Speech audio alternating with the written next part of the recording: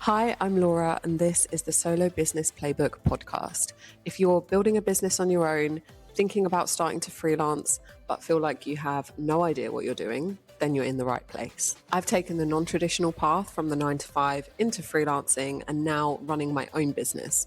And on this podcast, I'm sharing what's actually worked, what hasn't, and everything I'm still figuring out along the way. We'll talk about finding clients, growing your income, and building a solo business that actually supports your life without leaning into hustle culture, and with real stories from other freelancers and founders. So let's get into it.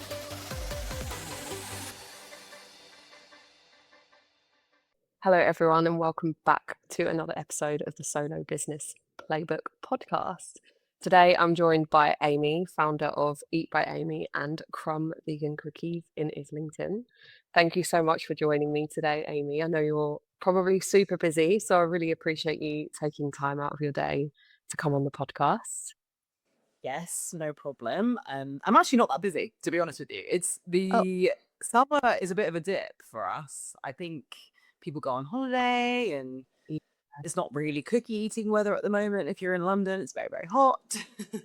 true. So we're not actually crazy busy. Like this week, I've only had one girl working in the bakery. Usually there's two people Mm-hmm. working in here with me, but this week just one person and the rest of it I've Oh, kind of under control.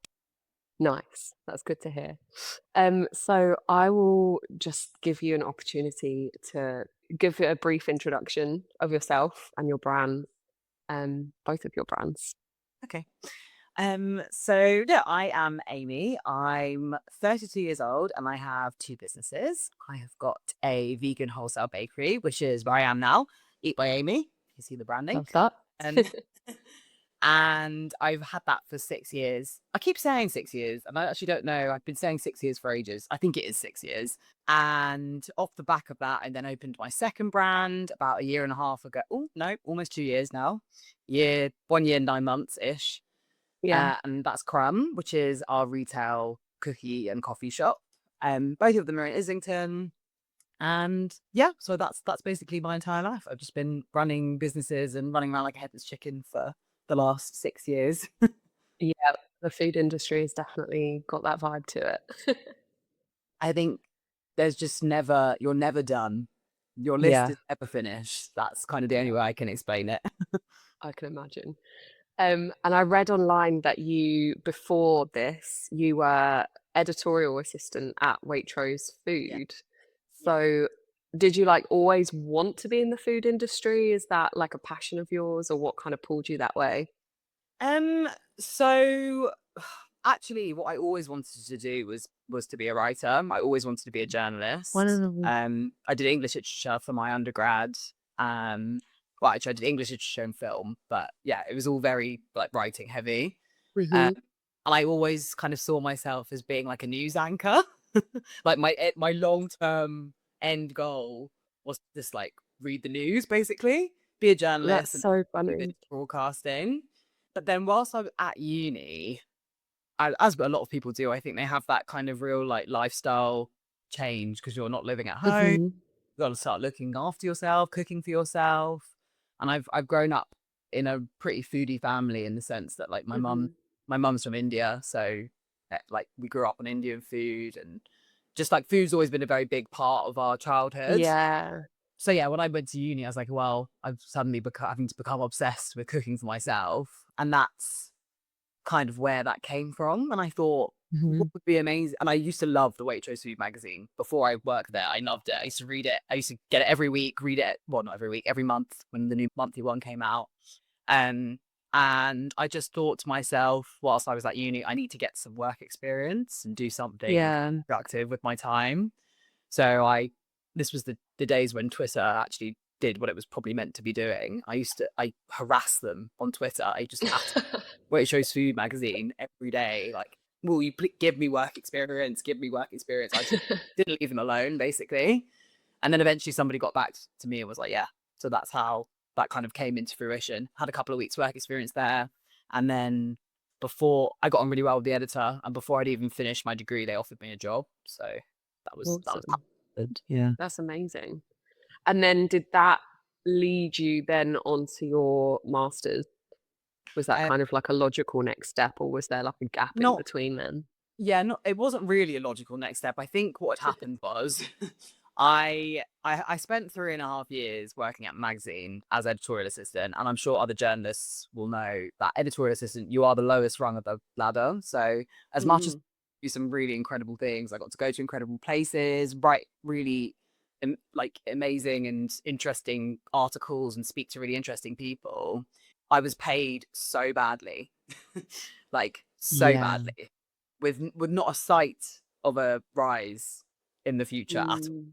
Until eventually, when I handed in my notice, the HR team had realized that they had been underpaying me, which was hilarious. I mean, Oh. yeah, like I was so young at the time because I got this job when I was like 21, and then I was there, as I said, for 3.5 years. So I was still like 20, 24, 25, whatever. Mhm. I didn't have the brain I've got now, and I kind of was just like, oh, okay. Yeah. I didn't even think anything of it. If that happened to me now, You'd I be would be like, like, run hold me on a my second. yeah, exactly. Cough it up, please. Yeah, exactly. I just had to advocate for myself too well. So anyway, after the 3.5 years of not being paid amazingly, I thought to myself, it didn't feel, because the team was so small. There was only 6 people on editorial, Mhm. 3 people were food, 3 people were like proper editorial.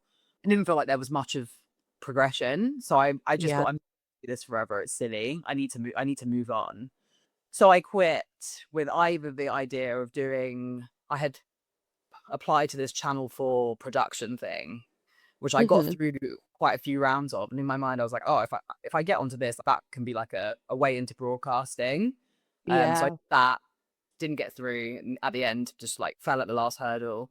And then my other option was to go and do a master's, because Mhm. I actually really enjoy academics. So I was like, I'll just do Yeah. that. And that's basically how I ended up at the anthropology of food. It was Yeah. all a bit random. It was more because I liked it. I didn't think I was gonna get Yeah. anything out of it, if you see what I mean, like job Yeah. wise.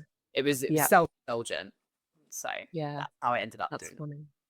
Yeah, it's funny how life kind of like leads you down certain paths, and like interesting to hear how you still had this kind of idea that like journalism or broadcasting would Yeah. be the journey that you take. Yeah. Um, and I also read that you started in savoury meal prep. Yeah. Is that Yeah. right? Yeah. So actually, it is funny where your life kind of just takes you, because if I hadn't have done my master's degree, I wouldn't have started Eat by Amy, because they started at the same, Yeah. as I said, it's a wholesale bakery now, but as you just said, when it first started, it was a savoury meal prep business. Mm. I actually couldn't bake. It's like, now this is my entire life. And yeah, people always like, oh, that can't be true. I really was not a baker. My mum and Yeah, sister well. were other family bakers, and I was more Yeah. savoury food, because I'm not very precise, and baking is a science. So Mhm. Yeah, I'm that is true. yeah, I'm a bit more like, oh, I just sprinkle this and Yeah. that, Chuck and that in and see what happens. Yeah. yeah, can't really do that as much with baking. I mean, once you Yeah. understand the science behind it, it's a bit easier to like freestyle, but at the beginning, Mhm. not at all. And that just didn't really suit my personality type. So when I started to Eat by Amy, I was like, oh, I'll do like meal prep for people who want quick, vegan, easy food to like just stick in the microwave or take to work or Yeah. whatever. So that's what I started at the beginning. I mean, thank God I didn't go down that route, because it's just like the messiest, most inefficient way of like making money, in my opinion. Because Yeah. with baked goods, you kind of got like whatever your repertoire is. Everything's quite easy to make. It's all very straightforward. Mhm. You're not making a huge mess doing it. And like logistics wise as well, I know this is a bit technical, but stuff like food and hygiene safety for baked goods is much easier than if you're doing like food that needs to be reheated. It just becomes a lot Yeah. complicated, basically. Sorry, that was a bit nerdy, but yeah. Yeah. I've seen like meal prep online ones. There's loads here in Bali as well. And I've Yeah. always wondered, like, are they that profitable? Because I'm like, surely, especially if you want a variety of a menu, you Mm. need so much stock and so many ingredients. That's the thing. Um, That is basically my main point. It's just it's too structure wise as a business. It's really I mean, it's doable. Obviously, people do it, but for some, yeah. my entire ethos is like as efficient as possible. I don't Yeah. like wasting the time. I don't like things that are complicated and finicky. I just Yeah. like things to be as easy as possible. Yeah. And that's kind of why with the baking side of things, it was quite easy to like slip into it once I understood how to bake. Mm, Um, yeah. it just felt a lot easier. And I was like, oh, this suits me as well. Yeah. What was the cause of like the shift then from, was it just the efficiency of it, or did you have a like an It idea to be like, oh, actually?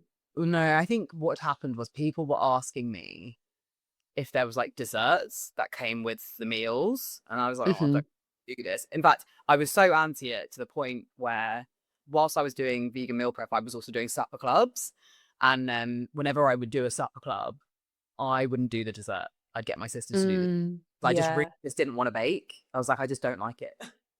And every Yeah. time I would bake something, it would go wrong. So I was really quite anti it. But then people kept asking me, and then COVID happened as well. Yeah. So I had a lot of free time. So decided I might as well learn how to do it, at least like basic. Yeah. I think I started with like Victoria sponge and like banana Hmm. bread, stuff like that. And then once I kind of figured that out and people liked it, I was like, okay. Then people started just ordering the bakes without the food. And I was like, Hmm. maybe I should do more. And then it kind of just snowballed from there. Yeah. Yeah. Because I was thinking, like, I wonder if, like, during lockdown, how that looked like, whether people were ordering meal prep as much because everyone was In- at home. Well, yeah, it was actually. I think we that was kind of we kind of got busier then because a lot of Oh, people didn't want wow. to go out. Yeah, A lot, true. a lot of people didn't want to go to supermarkets, so they were quite happy to Yeah. have things just delivered to them. It was a big time for these, to be honest. If I'm thinking back to lockdown, it was like you had to get your joy from anywhere Yeah, possible. But if you're ordering a takeaway every day yeah, as your source of like enjoyment or yeah, something, some little treat of the day, it's quite unhealthy and yeah, not the best idea. So yeah, yeah, meal prep is like a nice alternative to like yeah. not having to cook, not having to go to the supermarket, and also not just getting takeaways all the time. Exactly. I think as well, like when with another example of the delivery thing being big during that time period is that once I had kind of shifted into bakery rather than meal prep, I was doing like lots of postal stuff, postal Hmm. brownies, postal cookies, and that was actually one of my main sources of income at that time. And now we do like 0.000% of that. Yeah, Like nothing. wow. Nobody. Very rarely do we get postal orders. So Yeah, it just everyone's shows. out and about again. Yeah, people are more likely to like go to the shop or whatever than order on. Yeah. Yeah, like let's go for a walk and grab a cookie and a Yeah, coffee. yeah, Yeah, exactly. love that. I want to come back to a little bit about money because I saw about your questions, people about the ice cream van, and I want to come back to that in a bit. But just before we get there, what was the turning point for you where you were like running Eat by Amy and then you were like, no, I'm going to open Crumb or I'm going to kind of build this second business? So this is money related too, actually. So Yeah, yeah, perfect. so the first year of Eat by Amy, I was kind of lulled into this full sense of security of thinking that running businesses was really easy, and I simply had a very good Hmm. career, and it was just like this is obviously my thing because we made a lot of I say a lot of profit. We made a really decent profit in our first year. In fact, I haven't seen that level of profit in one business since then. So Yeah. as in from my own businesses since then. Hmm. Um, and it really made me think like, gosh, like I am just absolutely smashing this. But what I didn't consider at that point in time was that I didn't have a bricks and mortar space. So as Yeah. soon as I decided to take the leap into getting the bakery, which is where we are now, I didn't see a penny of profit for the next Yeah. 4 years. Literally nothing. I mean, I paid myself, I think, like £6,000 a year or whatever, and then I took out very, very minimal because I was living at home as well. So I took out very, very Yeah. minimal amount of money for myself. But besides that, like in and of itself, the business didn't make anything on top of that. Yeah. And that was the case for the next 4 years. And it got to the end, it was like around my 30th birthday, 2023. And I was Hmm. like, I actually can't do this anymore because I was Yeah. really, it wasn't like I wasn't trying. This is the bit, like, I think get Yeah. people, I think people think that energy input equals output. Yeah. It just is. Results. Yeah. It just doesn't. Like I cannot tell you how hard I was working comparatively to now. Now it looks like I don't do anything. Now I feel like a lazy girl because what I was doing pre-Crumb was ridiculous. Like I was going to I didn't have any days off. I used to go to markets every single weekend. I'd work from Monday to Saturday, market on Sunday. I would be doing cake workshops. I'd be doing wedding cakes, wholesale, like anything I could possibly get Yeah. my foot into, I would, in order to try and make some money. But nothing made me any money. Yeah. So after years of that, I thought to myself, and something needs to change. I need to figure out a new plan of action, basically. And the idea started floating around. It was like pre my 30th birthday in 2023, just thinking, oh, like maybe if I could wholesale myself. Because what kept happening was I'd get really big wholesale clients. I'd have them for a few months, 6 months to a year, whatever.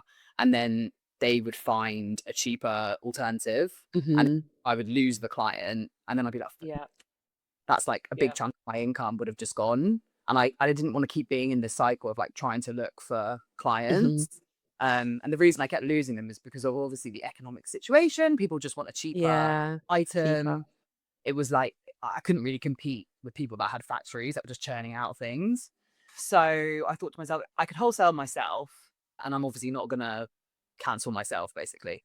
So I had the idea of some sort of like cookie shop hatch situation. I thought about maybe adding it onto the space here, if there was a way of transforming the front and putting a hatch into it. I just had the idea basically. And then all of a sudden, literally the day after my 30th birthday, and like my dog had just died, like loads of things had just happened. That was just a bit like, I don't know what's going on. I didn't want to turn 30. I was just like this. I just I felt so miserable. And then my mum and I were walking down Camden Passage and we noticed this shop, which is now Crumb. And my mum was like, oh, it was the weirdest thing. And people don't believe this story, but we were literally talking about a cookie hatch. And I was saying, oh, maybe a little small shop. And literally as I was describing it to her, my mum was like, oh, like that one. And literally pointed this shop out. And I was like, That's oh my God, crazy. yeah, just like that one. So we went over to the window and it had been repossessed. There was a sign on the thing being like, ring this number, blah, blah, blah, blah, blah. And I was like, hell, like this is perfect. Like there's nobody in here. This is exactly what I'm talking about. And then from that point onwards, I'm like a dog without a bone. I was like, I'm gonna find the person who owns this, and this is my shop now. And that's basically how it happened. Yeah. I love this. I get the vibe from you that you're like a go-getter. Like once you have an idea, you're like, I'm gonna make this work and I'm gonna do whatever I need to do to make it work. 100%. I find it really difficult to explain this about myself. Like if I have a feeling about something, I just know it's going to work. I'm like, yeah, definitely it.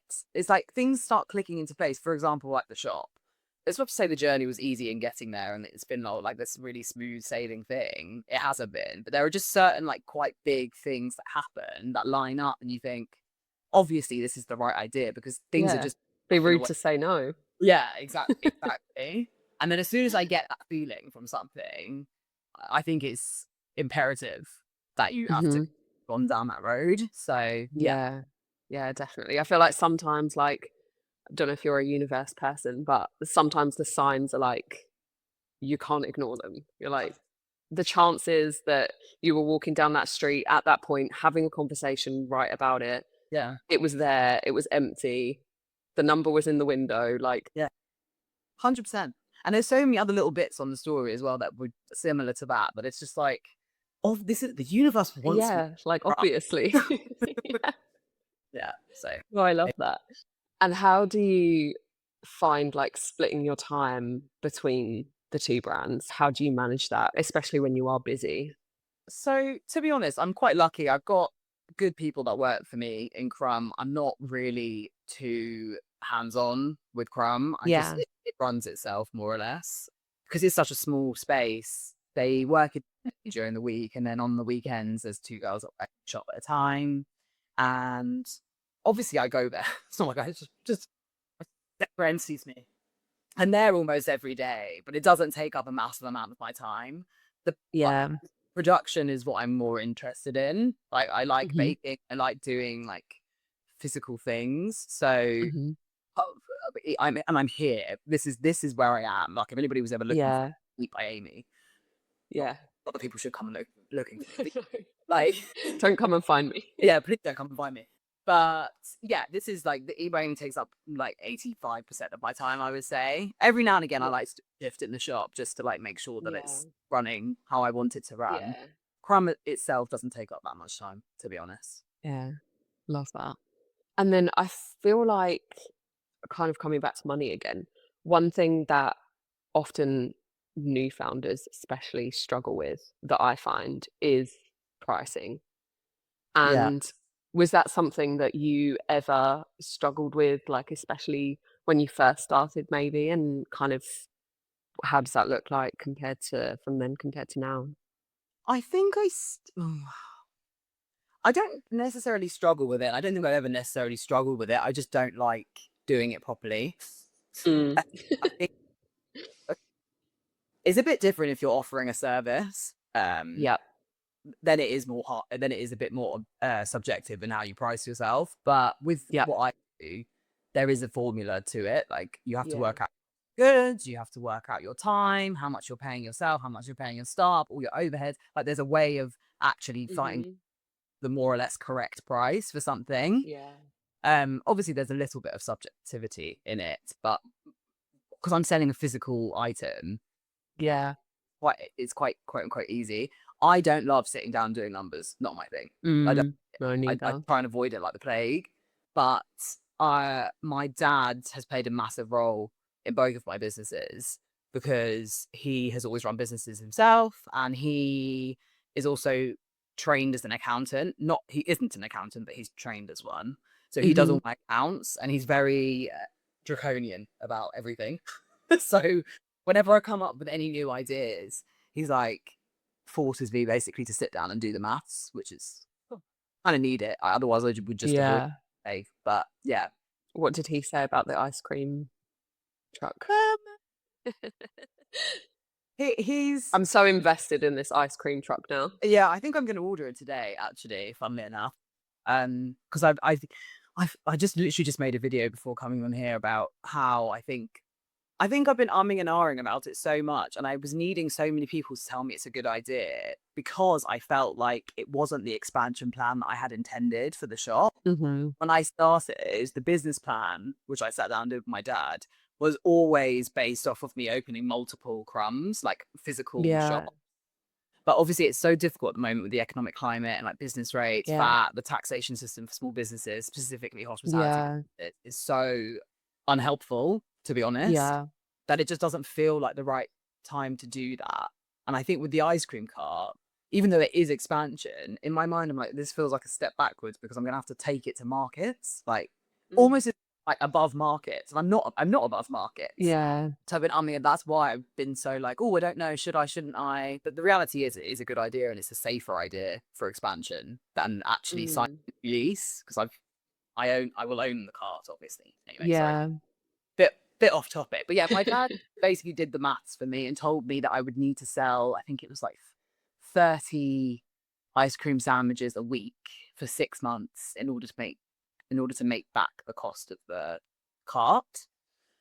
So that it doesn't seem unachievable. I mean, obviously I've missed the main bit of No. stuff, but we'll see. I think I am going to do Yeah. it. So I think it's a good idea. I think it's Yeah. Fingers crossed. I can't wait to see how it all goes. Um, and also I saw you kind of talking as well online about visibility tax, which I also find is like such an interesting topic because there is a lot of discourse online at the moment about like building in public yeah, and building a brand as a founder, yeah. share like oversharing, and then how it may cost as Mm. well your brand. So for anyone who's listening that hasn't seen it or hasn't heard of it, how would you explain the visibility tax, like in your words? So I think I would explain it as if there's two sides to a coin, basically. So whilst it's endearing for people to see the person behind the brand, and there's all this rhetoric about people buy into people, which is true, Mm. the cost of that, which is what the visibility tax is, the cost of that is that if you put one foot, not even a foot, one toe out of line, or I mean, you don't even have to put a toe out of line. There's always going to be people that disagree with something that you do. Yeah. Because you've made yourself so publicly facing in that instance, the cost of that is that will that devalue your brand in some way. Mm-hmm. People haven't agreed with something you're doing, and Yeah. therefore they've invested in you, and then by default they now don't invest in the brand because they haven't agreed with Yeah. something instead, or haven't agreed with some plan that you've made for the business or Mm-hmm. whatever. That's one part of it. And I think the other part of it, I would say, is that when you're putting all of your mistakes online, if you're building a business, it can sometimes devalue the brand in the sense that, like, oh, there's this like fun girl on the internet who's doing this little thing, you know, she's building this little brand, and it's quite like twee and cute, and like, actually, Mm-hmm. you want to build a brand that like scales. I don't think you can Yeah. have that narrative around you of like, oh, I'm just making mistakes and ha ha ha, I'm just a girl. Like, that's not Yeah. conducive I necessarily agree. to a scalable brand.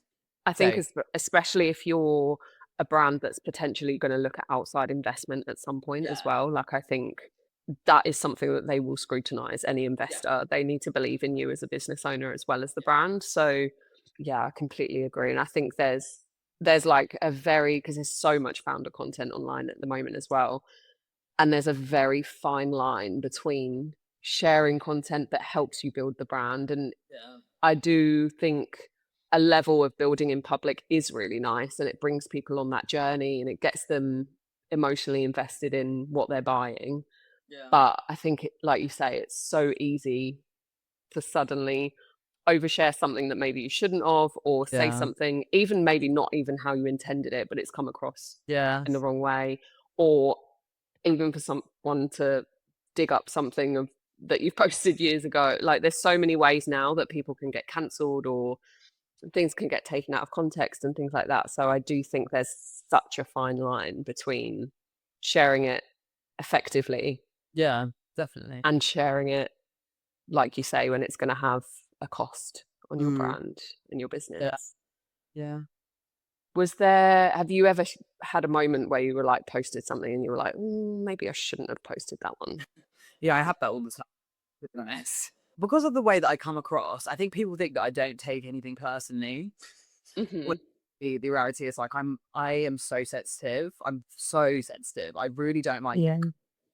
I can take criticism if it's constructive. I don't Yeah. like Yeah. mean things to me. I mean, who does? But I'm not. I could never be a celebrity, for example, because I couldn't withstand that level of public scrutiny. I'm a little nobody comparatively. And when people say horrible things to me on the internet, I will think about it for ages. Like, it just Mm. ruminates around in my brain. I'm like, oh, I just can't. Like, maybe I am this person that they're saying I am. Yeah. So yeah, I'm constantly thinking about things that I've said on the internet and how people have reacted to them. Hmm. It's very difficult, and I don't regret having a founder facing brand, Hmm. because it does work. Like, people Yeah. do go to the shop as a result of me making the videos. But Yeah.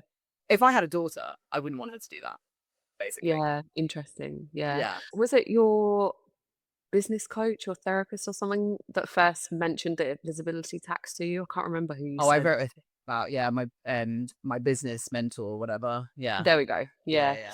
Yeah. Um, so when she kind of like first said about this, is there something now that you've not necessarily changed in how you post, but like think it through a little bit, or you just still posting Um, whatever feels right? I think now, because most of my content is about helping small businesses grow, Hmm. it's less invasive, I Yeah. think. I mean, the Yeah. ice cream cart is a new thing, which I'm kind of just like putting out there in terms of like my own Yeah. like issues that I might be having in my own personal Hmm. business. Um, that is a newer thing, but I think I would say 80% of my content now is just about what I think would help another business grow, and it's more like tips. I would Yeah. say a bit of a safer ground. Yeah. I also feel like the ice cream cart, like the way I took it as well, wasn't like, oh, she doesn't know anything about business. I saw it more as in like you were talking to your community and being like, Yeah, would you buy this, basically, which is yeah, essentially market research, isn't it? yeah, So yeah. No, that's no, kind of how I interpreted that one. So yeah. I mean, I'll tell you something. There's plenty of things that go really wrong in my business, especially when you're working with other people. Like managing people is one of the Yeah. hardest things I've ever done. And I would never, ever post about that online, ever. Because Yeah. I don't think it's appropriate. And I don't think that people should give their 2 cents about it at all. I mean, No. that's not to say I don't go to people who are more equipped than I am for advice about it. Of course, Mhm. I'll talk to people about it, but I would never in a million years put it on the internet, ever. Yeah, because imagine like going home and going on TikTok and seeing your boss like Yeah, talking exactly. about something and you're like, "Oh, is that me?" God. She's Yeah, talking, yeah, like yeah, 100% no. completely agree I with think you. there was even one time where one of the girls said something to me. She thought, oh, did she think I was talking about her or something? And I was like, no, there's there's not one piece of content on Mm. on my page that would ever, ever, ever mention anybody I've worked with, No. unless it was in a good way. Yeah. Um, Yeah. so yeah, that's something I definitely wouldn't put on the internet, never. No. I think, yeah, like we say, there's definitely like ways you can do it well and ways that you can definitely like overstep the line and just almost self-sabotage your brand. Yeah, yeah, definitely. Um, I also loved the whole Arsenal parade thing. Yeah. And I did say to you that I wanted to come back to this because I was just like, what a good way of taking advantage of a moment, especially that's like local to where Yeah. you are. I saw that, like the parade route changed and then it was going to be right by Crumb.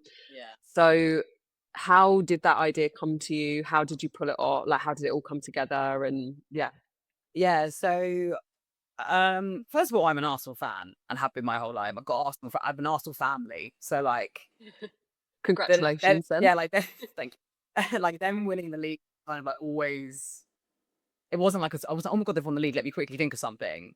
Uh, Yeah. I kind of like knew what was happening football wise. And also Yeah. like friend he's not an Arsenal fan, but he's like a huge football fan. So he was like to me, this is probably going to happen. He basically it was like, this is going to happen and they're going to have a parade. And I was like, oh my God, they are going to have a parade. And suddenly like all the cogs in my brain kept like turning and whatever. And I was like, I could definitely do something with this.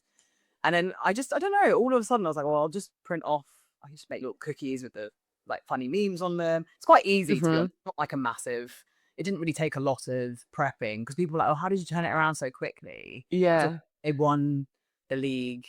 I can't even remember now. Like the week before the parade had been organized, or 2 weeks before the parade had been organized, and people, were like, how did you figure out Yeah. what you were going to do so fast? And it wasn't really that difficult, if I'm being perfectly honest. Because as soon as I had the idea for the cookies with the faces on them, all I needed to do was get the rice paper printers thing. Yeah. That was basically it. And then the marketing strategy on TikTok, I just kind of just went with the flow of it. I just kind of just Yeah. talked through what was going to happen. I think the main thing that made it work and successful was the fact that I had attached myself to something that was already getting a lot of traction. I don't think Yeah. people are necessarily that interested in the cookie shop because most of the videos were centered around like the route of the parade and like, Hmm. things that people who were going to the parade would be interested in. But Yeah. I just attached Crumb to that, and that's kind of what Yeah. got the traction. And then once you do it Yeah. a couple of times, then people are invested. So yeah. Yeah. Yeah. I love that. And I feel like it reaffirms my opinion of you, which is that you're just like yes, this is happening. I'm gonna do it. Fuck it. We'll see what Yeah. happens kind of Like, thing. yeah, we'll see what happens was definitely I didn't think it was going to be as successful as it was. We really, really, we had our best day ever on record that day. We could have sold way Yeah. more as well. Like we ran out of stock by 11 a.m. and Yeah. we had a queue before we opened. It was the weirdest thing. Like it makes me sound like I think I'm some sort of celebrity. I really don't.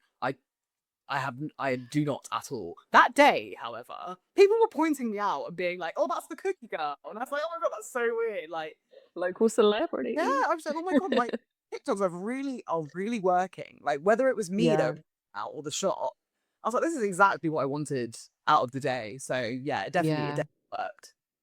I love that. What would you say to someone who maybe doesn't necessarily have the financial stress? Because obviously, if a random person's like, I want to open a bakery or a Yeah. cookie shop or whatever, they've already considered those parts. So they've already got kind of maybe the financial backing behind them. But what would be your first piece of advice to someone who was genuinely thinking about starting something in the hospitality industry?